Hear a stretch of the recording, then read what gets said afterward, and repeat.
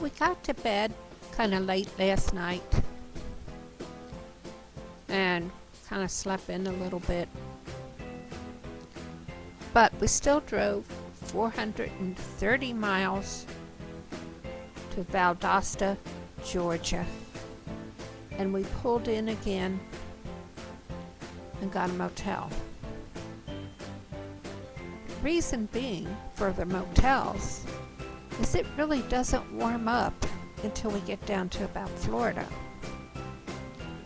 And some years it's not even warm then.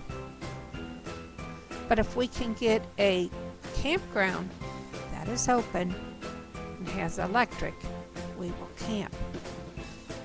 Otherwise, we go into a motel.